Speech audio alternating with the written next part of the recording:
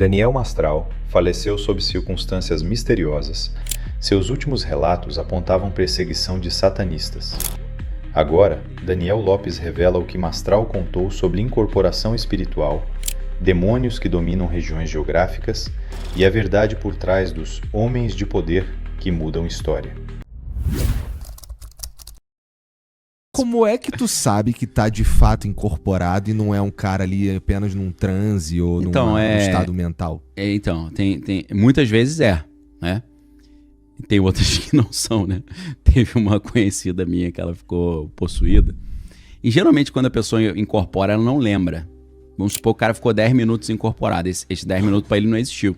É igual um cara quando é nocauteado. Não sei se você já viu, às vezes, o cara é nocauteado e ele não se ligou que ele foi nocauteado. Ele quer brigar ainda. Aí o juiz fala, não, tu foi nocauteado mesmo. Já acabou. Ele, não. Porque dá um blackout no cara. Ele não... Fica um missing time, né? Um tempo perdido. Desliga mesmo. Então, uma conhecida minha, eu conversando com ela, né? Eu acompanhava ela espiritualmente. Ela falou que ela ficou possuída. E aí o cara falou... Você tá possuída mesmo ou você tá de palhaçada com a minha cara? Ela falou... Aí ela respondeu, o cara contando pra ela que ela apagou. Ela tava possuída mesmo. Ela falou, não, essa é bobeira dela, ela brinca com essas coisas. Aí o cara, pô, tá falando em terceira pessoa? Entendeu? Aí eu pensei, demônio burro, né? Em vez de falar, eu não tô possuída, só pode ser bobeira um demônio. dela. Isso é bobeira dela. Não, mas ela tava mesmo porque mudava a voz, falava coisa que ninguém sabia, era coisa de poltergeist mesmo, assim, exorcista. Mas assim, cara, aquelas histórias que eu conto, né? Deixa eu pensar uma história que eu não contei aqui ainda. Não, mas me fala, peraí. Antes de tu pensar nessa história aí, se uma pessoa está... Se vem um espírito e... sei lá, é sempre um demônio?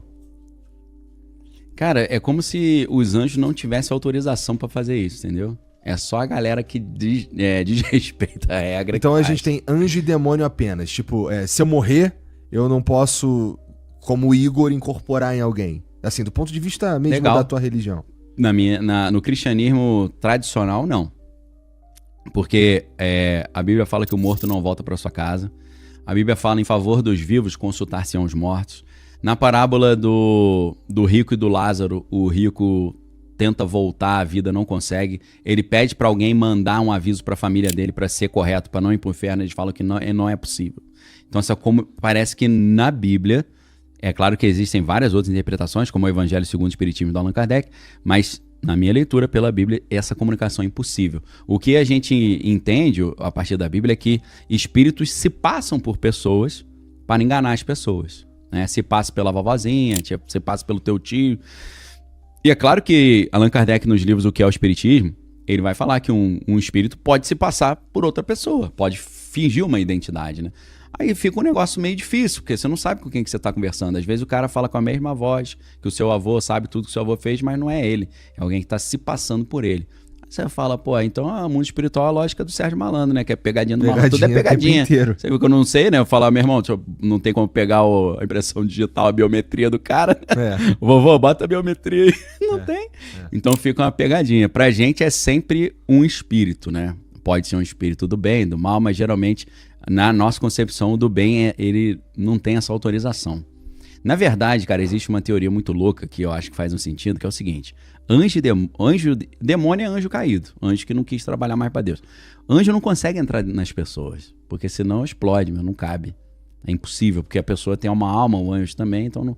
Quem que entra então? A distinção que Lopes faz é crucial. Anjos não conseguem se incorporar porque seu corpo espiritual entraria em conflito com a alma humana, causando morte imediata. Apenas demônios, anjos caídos já sem ligação divina, e espíritos desencarnados conseguem ocupar corpos. Isso explica porque possessões angelicais nunca existiram historicamente. Seria impossível fisicamente. Aí tem uma teoria loucaça que é a seguinte: a Bíblia diz que quando veio o dilúvio, na época do dilúvio tinha gigantes. Esses gigantes eram fruto de uma engenharia genética que os anjos caídos fizeram. Então qual é o conceito? Isso tá num livro, esse livro só tem em inglês, chamado The Genesis Six Conspiracy. Eu não me lembro o nome do autor, que é um livro legal pra caramba, interessante. Só maluquice, só curupira pra baixo. Tá. Mas a história é legal, independente se é verdade ou não. Ele diz que os anjos caídos queriam transferir o seu reino pro mundo físico. Para isso eles precisavam de um corpo físico. Então eles pegaram espermatozoide, óvulo, e inseminaram as mulheres. Isso são os espíritos chamados súcubos e íncubos. sei se a galera já ouviu falar nisso. O súcubo, ele suga e o íncubo insemina. O súcubo é um espírito que se passa por uma mulher, é como se o cara estivesse sonhando que tá tendo a relação e acaba ejaculando. E aí, ejaculando, eles pegam o espermatozoide e depois inseminam uma mulher usando esse íncubus, né? Isso chama os ritos de fertilização e tal. E todas as religiões antigas se baseavam nisso, né? Em rito de fertilização. A maneira mais simples é o cara pegava a esposa e falava: "Oi, mulher, vamos fazer um bate-papo aqui para trazer uma colheita mais próspera." O cara levava a mulher pro terreno e passava o cerol nela ali, achando que aquilo ali estava abençoando a colheita. Esse é o mais simples. Os outros são as festas em honra ao deus Baco, né? Que é o deus do vinho. As bacanalhas, né? O livro citado detalha como anjos caídos criaram corpos gigantes através de inseminação genética ancestral, usando súcubos e íncubos. Essas entidades não eram fantasias, eram protocolos de engenharia genética que resultaram nos semideuses gregos e nos gigantes bíblicos que o dilúvio destruiu. O conhecimento foi praticamente apagado da história oficial. Eram festas de cultos de fertilização. E aí eles acreditavam que os espíritos conseguiam tirar um espermatozoide e engravidar uma mulher, e dessa nasciam os semideuses da mitologia grega, né? Os heróis. Então, esses caras, assim, Aquiles, teriam sido concebidos assim, através de um rito de fertilização onde um espermatozoide alterado foi inseminado numa mulher. Então, o que os anjos teriam feito, os anjos caídos? Eles fizeram isso, criaram corpos gigantes, e eles se transferiram para dentro desses corpos. Só que quando eles se transferem para dentro desse corpo, o anjo tem um corpo espiritual, essa é a ideia, então ele abandonou o seu corpo e ele passou a morar dentro desse ser. Só que aí Deus falou: vocês estão bagunçando a minha brincadeira toda aqui, alterando geral, quer saber? Vou mandar um dilúvio. Aí matou todo mundo. Só que esse anjo que se transferiu para um corpo gigante, quando ele morre, ele ficou sem corpo mesmo. Então ele é outra categoria. Seria o que a Bíblia chama de espíritos imundos, que é o espírito que ele conseguiu estar num corpo e ele sentiu prazer, ele teve relação, ele fumou, ele usou entorpecente, ele bebeu.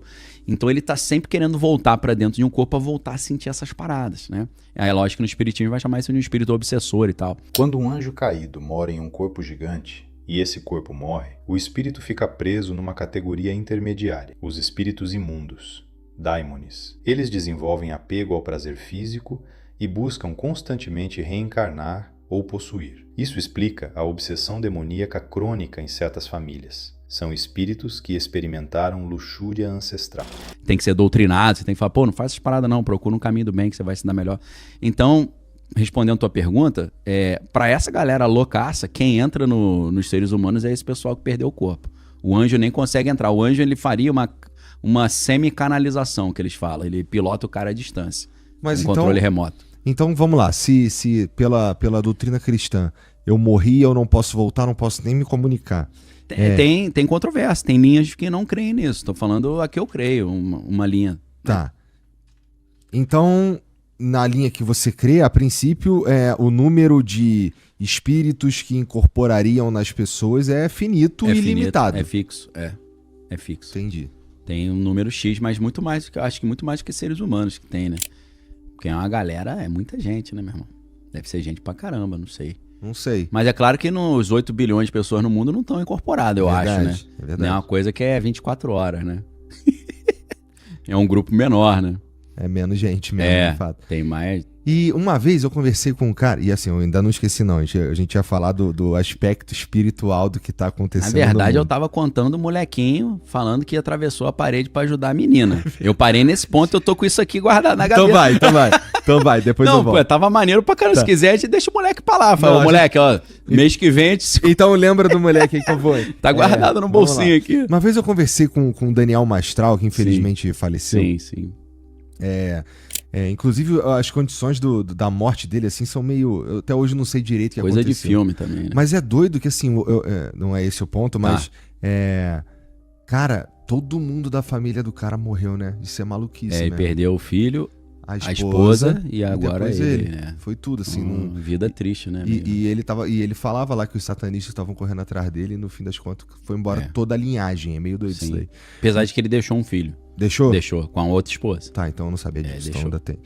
A morte de Mastral e o colapso de sua família não foram acidentes. Segundo tradições ocultistas, quando um iniciado vaza segredos dos covens, Há a retaliação espiritual, que destrói a linhagem inteira. Se satanistas realmente o perseguiam, a perda simultânea de filho, esposa e ele próprio é estratégia de aniquilação completa de uma linha genética que tinha capacidade de confronto espiritual.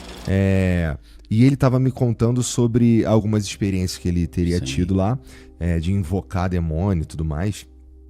E ele falando como era o demônio. Sim, e ele aspectos físicos. Isso, aspectos Detalhe, físicos. né? E ele falando também de como existem demônios que dominam regiões no mundo. Isso, eu creio piamente nisso, porque tá na Bíblia também. É assim também? É como se é uma divisão parecida com a nossa. A gente tem a nação, a gente tem o estado, a gente tem o município e a gente tem o bairro, que é a subprefeitura, né? É assim, cara. Aí, quanto mais você sobe nesse desenvolvimento espiritual, você tem um poder mais abrangente geográfico. Por quê? Se o cara é nível 1, o espírito com quem você se relaciona, ele só tem atuação no bairro, meu irmão. Você consegue só soltar um paranauê no cara do bairro. Se você vai subindo, aí você tem uma abrangência municipal. Uhum. Daqui a pouco você tem no estado, daqui a pouco você tem na nação, daqui a pouco você tem no continente, daqui a pouco é no planeta. Você fala assim, ó, eu quero que o cara lá no Japão fique com hemorroida. Aí um cara passa, ó, o maluco que é nosso chapa, que é alto nível, pediu pra você jogar hemorroida no cara. Aí chega a comunicação lá, o cara começa a sentir uma coisa estranha no brioco. Tem que começar a usar almofada. Caralho, que merda, hein? Pô, manda um bagulho. Pô, outra parada, né? Porra, hemorroida é sacanagem, pô. Tá lá no Japão com a... Pô. Não é não? E tem uma parada interessante que eu não sei se eu já te falei, provavelmente não, cara. Acho que a gente nunca teve um papo assim tão, entre aspas, Tinkerbell. Tão profundamente assim. Mas o Gian, que hoje ele tá participando do programa lá embaixo com as meninas do Vênus. Legal. Ele tem, todo dia 1º de janeiro, ele tem uma revelação sobre o ano. E é maluco, porque assim... Interessante isso aí. Cara, ele acerta, cara. É mesmo? Bate não. Vamos lá. Começou... eu não lembro exatamente quando começou, até porque ele foi contar pra gente, assim, já tinha em 2023. Passado, né? Foi quando ele foi... Ele abriu esse segredo aí. Mas assim, 2022, por exemplo, ele falou que era o ano do desafio. Entendi. Tipo, ele achou que, o desafio vai ser trazer os presidenciáveis no final do ano. Né? Em 2023 foi a primeira vez que ele teve 2 palavras como revelação. Mas pela numerologia? Não, cara. Ele fala que ele tá assim, faz um download. Vem. Pinta. E aí ele falou, em 2023 era o ano da maromba, olha isso. Maromba, bombou. Maromba e do adultério. Putz. E aí foi no ano que teve lá a Luísa Sonza. Ah, entendi. Teve algumas coisas nesse sentido aí. Sei. 2020, ano passado foi o ano da cozinha e do... Era cozinha e alguma outra coisa que eu não tô lembrando aqui agora. Mas assim, nunca é tão óbvio também. Às vezes e às vezes não. Fica um pouco no ar. Tipo, assim, cozinha, o que você vai imaginar? Vou fazer. Tô cozinhando ou vou criar conteúdo sobre isso. E na verdade, meio abrangente. Pra nós foi resolver a parte problemas mais interna. Legal, entendi. Sabe Arrumar a cozinha. Isso. Esse faz sentido. Né? É o ano do casulo. E do detalhe. Legal. Sabe qual é? O casulo, ele parece meio óbvio. O casulo tem algumas interpretações, como o casulo pode ser algo que protege o que está se transformando. Né? Isso, metamorfose. Ele pode, de fato, significar a própria metamorfose. Né? Pode significar que você não consegue chegar na etapa da metamorfose, você pode morrer dentro do casulo. Pode ser, você parou no tempo, né? Pode acontecer um monte de coisa. E do detalhe. Mas isso Será que vai vir um Cocum 2, que tinha negócio de casulo? Já pensou? Ia ser incrível, né? Eu acho que mas você falou casulo e o quê? Qual detalhe. Era?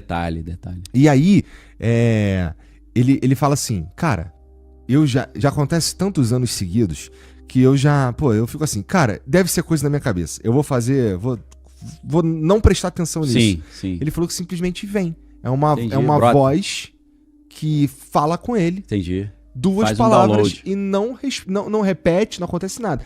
Tanto que ele me falou, cara, isso é meio... Sempre dia 1º de janeiro? E ele que ele falou aí? Ele me falou que ele, dessa vez, ele nem sabia o que era um casulo. Falou, cara, eu acho que essa palavra tá errada. Casulo?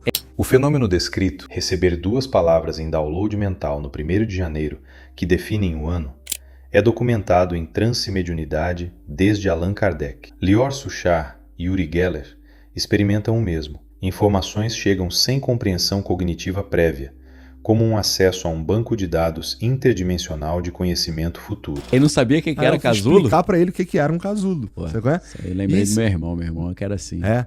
Mas não é meio doideira? Meu irmão falava, pô, me ajuda no dever de casa. Aí tava lá, pinte de marrom, sei lá, a costa e de azul litoral. Falei, pinta aí, pô. Você quer um lápis de cor? Aí ele, não, valeu. Aí 2 horas depois ele, pô, me ajuda aí. Eu falei, pinta aí, pô. Ele, pô, o que é litoral mesmo? Um abraço pro meu irmão aí, Patrick. Falei, agora eu entendi. Aí os caras falando, não, pô, lá no condomínio lá tem um bosque lá. Ele, pô, o que é bosque mesmo? Ele é... Esqueci. Qual é? Jean, né?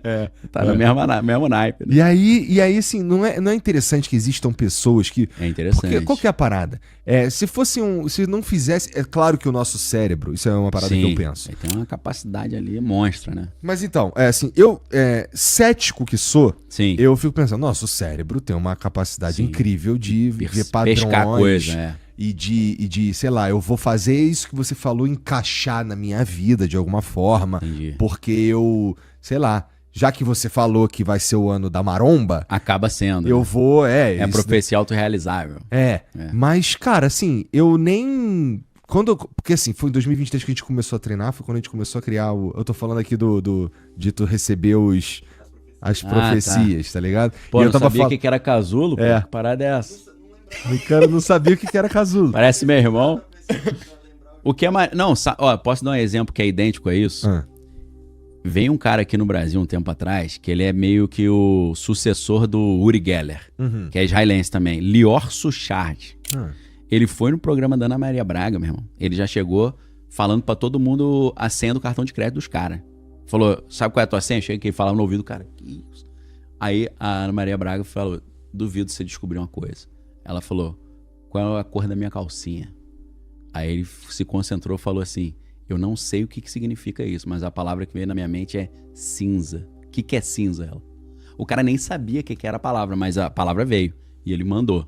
E aí depois ele falou, é grey, né? Cinza. Ele, então... Ela falou, pô, acertou, minha calcinha é cinza. Então é interessante isso, né? Porque às vezes vem a parada e tu não sabe nem o que é, mas veio. Pois é, então isso acontece comigo, pô. É? Isso acontece direto. O padrão que emerge é aterrorizante. Homens e mulheres de poder histórico, Alexandre o Grande, heróis gregos, foram todos concebidos através de engenharia genética demoníaca. Eles não eram apenas talentosos, eram geneticamente programados para dominar. Já imaginou viajar com quem você ama, sem se preocupar com o preço da passagem? Conhecer o Brasil, o mundo, viver momentos que ficam para sempre e pagar muito mais barato por isso? A comunidade Milhas 3.0 ensina pessoas comuns a viajar como expert, usando estratégias que as companhias não explicam. O link está aqui na descrição. Entre agora na comunidade Milhas 3.0